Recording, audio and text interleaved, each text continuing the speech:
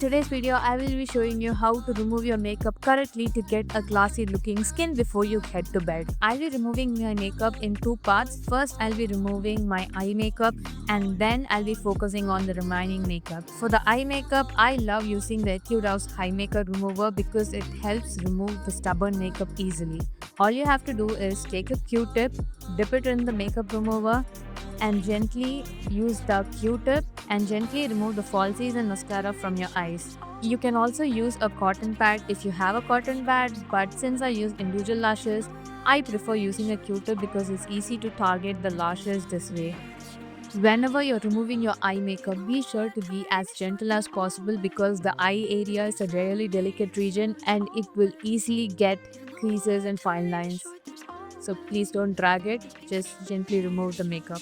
I overline my outer line with kajal, so I'm also removing that with this Q-tip.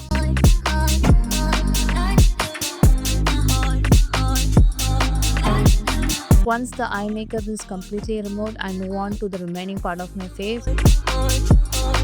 I take the makeup remover in a cotton pad and I'm gently going to wipe my makeup off. Be sure to wipe the makeup in a top-down motion and don't drag it upwards. If you're going to push your makeup up, it's going to get settled in your pores, which again is going to clog your pores. We don't want that.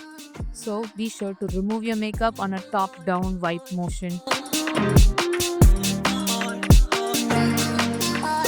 I love this particular cleanser because it does not need to be washed after I use it to remove my makeup, so I directly move on to the toner step. But if you are using a different makeup cleanser, you might want to go and wash it away and then go on to the toner. I have an oily skin and I prefer using a toner with exfoliating agents in it, and this toner from Dot & Key does the job for me. I've been using this toner for a while and it really helps control the oil friction on my face. I just take a few drops of my toner onto my fingers and gently apply it throughout my face and massage it a bit.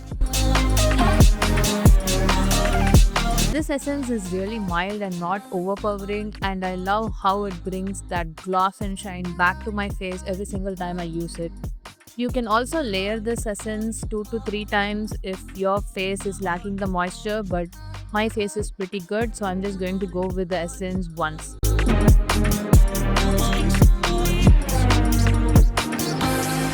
As an oily skin person, my main concern is to reduce pores and control the oil production on my face. So I am going to be using a serum that targets this specific concern. If your concerns are different, you can use any other serum you want, but mine is oil control, so I'll be using this serum. Although eye cream is not a must, I typically use eye cream whenever I do heavy eye makeup. This eye cream is one of my favorite because it not just gives me an instant hydration, it really soothes the under eye region which has been irritated by me throughout the day. And while applying the eye cream, be sure to gently tap the eye cream onto your under eye region and not drag it. You can use your ring finger to do this because that's the finger with the least pressure.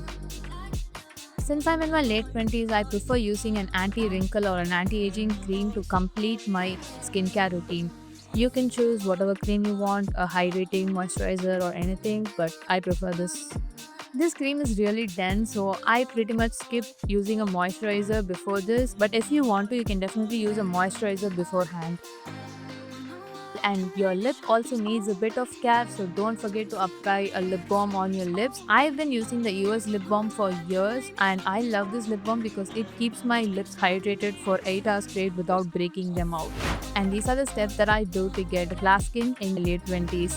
That's the end of the video, guys. If you like this video, you know the drill. Like, comment and subscribe to my channel. I'll see you next time.